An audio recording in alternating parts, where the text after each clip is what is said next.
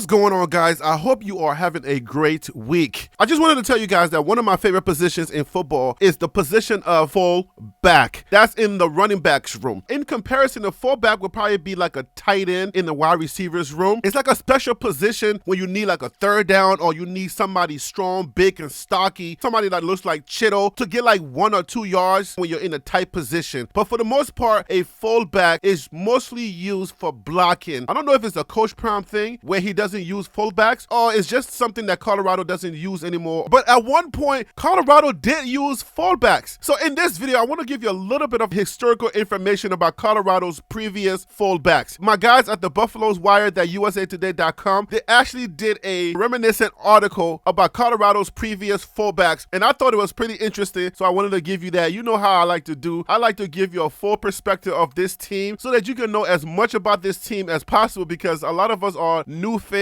We call ourselves BWBs, the bandwagon buffs. If you're new and you really appreciate Colorado, or you're learning more about Colorado, I think this is a cool video because you get to learn about Colorado's previous fullbacks. Let's let Shador tell us who we are around here, then I'll come back and give you that information. Shador, who are we around here? BWB, bandwagon buffs. That's right! It's your man's Harry Billion. Please do me a favor and smash that subscribe button. Make sure to give me the thumbs up, and don't forget to hit that bell notification so that you can get the videos as soon as I upload it to YouTube. All right, family, I gotta go ahead and get into this video real quick, so that's all the business I got. You know what time it is. Let's work. All right, guys, so welcome back. This one is called Colorado's Forgotten Position. Let's go. Football's Forgotten Position, Colorado's greatest all-time fullbacks. It's been a while since I've done a video from Tony Casello. Tony's been covering basketball and doing other things, but I'm glad I finally have one from Tony Casello. All right, so guys, let me go ahead and put on my fake broadcast voice so that we can go ahead and get into this article. Let's go. Last year at CU, the Buffs did not carry a true fullback on the roster. Our Buffaloes had players that were lined up in the lead blocking position, but no player was listed as a fullback. It is largely a position that is not utilized in modern football. Many times it's a tight end or H-back, a heavier running back, or when they're really looking for some beef, an offensive lineman that acts as the lead back. For a fan of smash mouth football and what that means, it has been a sad time seeing this position disappear. But today is not a day for sadness. It is a time for reflection and a time for remembering a simpler time in football. Let's look back at the forgotten 3 yards in a cloud of dust players in CU history. All right, guys, so these names are going to be challenging. If you are a longtime CU fan and you are used to these names, please help me out in the comments. If I butcher anybody's name, charge it to my head and not my heart, guys. I mean well, and you know that. The first guy, I'm going to say John Bayuk, but if you want to say Bayuk, go ahead. That's the American way. 1954 to 1956, a 6'1", 220-pound back, John Bayuk earned the nickname The Beast for his bruising running style. Bayuk was one of the main weapons in CU's 1950s offense that mainly featured the single wing formation and a healthy dose of the fullback trap. Bayuk would finish with 1,943 rushing yards in his career to go along with 23 touchdowns. A first-team All-American in 1956, Bayuk is best known for his 1957 Orange Bowl performance, where he rushed for 121 yards and 2 touchdowns, helping CU to a 27-21 win over Clemson. Our next player for CU Buff football history is Bo Matthews, 1971 to 1973. Colorado's highest drafted player in school history, Bo Matthews played his way to the number 2 overall pick in the 1974 NFL Draft. The Huntsville, Alabama native was a physically imposing 6'4", 230-pound lead back, known for his crushing blocks and powerful running. Matthews rumbled his way to 1,333 career yards rushing and 11 touchdowns. Thank you for taking this historical journey with me, guys. I appreciate it. Brandon Drum, 1990 to 2002. All right, he got the visors on. Brandon, what it is, what it does, and what it's gonna be, my guy. The Alaskan Bulldozer, a perfect nickname for this lead blocking monster of a man. Brandon Drum helped to power CU's running game of the early 2000s. He was an imposing 6'2", 230 pounds, and a proud member of the Neck Roll Gang.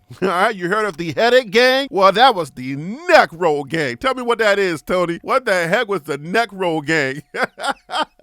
Rolling next, that's what's up, baby. One of my favorite memories of watching this era of bus football was seeing Drum creep toward the line, signaling not only a running play but also the dismantling of any defensive player unlucky enough to be in his path. Historical journey next player is going to be Lawrence Vickers, and that's 2002 to 2005. Lawrence, what it does, homie, what it does. Look at that poor guy. Look at that poor Mizzou guy. He's like, oh no, Lawrence got me again. Lawrence got me. Let's move on. You're too excited, Harry B, for this CU history. All right, let's go. Lawrence Vickers was such an all-around weapon during his time at CU, we had to create a new position just for him. The V-back could run, catch, and block with the best of them all. Vickers tallied 1,207 all-purpose yards and 15 touchdowns in his CU career. He will also live on in the memories of all Buff fans for a long time to come, thanks to this crushing 2005 run against CSU, the Rocky Mountain Showdown. Let's go ahead and look at that crushing run, okay? Let's go. What is this about? Let's go. I gotta talk over it because of the music. He gets the ball up. Got him. Get off me, son. Get big. Let's go. Get off me. What you think this is? September 3rd, 2005. Get off me, son. Hey, Coach Prime, listen, man, you got to bring back that position of the fullback. Coach Prime, I hope you're watching this video and you can bring back the fullback or at least give us a glimpse of the fullbacks. Listen, the more you know about this team, the more you can cheer gleefully. It gives you a sense of pride just understanding your team, understanding the history of your team. Anytime I get an opportunity to bring you guys this type of information or this type of content, I'm willing to do it because I feel like a well-informed fan is a better fan, because that's what we all around here. You guys are more interested in the up-to-date news, but it's also important to know the history of this team because you are a better fan the more you know about your school. Where all of these Colorado fans come from. You guys are not real fans. You're not real fans because you don't know anything about Colorado. If you don't want to take the time to watch these type of videos, then people are going to keep shaming you. But you can actually say, no, I know about Vicker. You know the history. You can say, well, no, I know the Liberian president that went to Colorado, the first woman president, President Sirleaf. I can tell you the history of Colorado. I know about Rick George and how he got to Colorado from the Texas Ranger. I bring you these videos to give you more of a introspective perspective, right? Say that again, it's a mouthful. Pause. An introspective perspective on this team so that you can appreciate the university, appreciate the team. And when you cheer, you will be cheering for more than just the football team. You will be cheering for the entire university, and that's what makes you a better fan and a real fan, so that one day you can say, I'm not just a BWB, which is my history, right?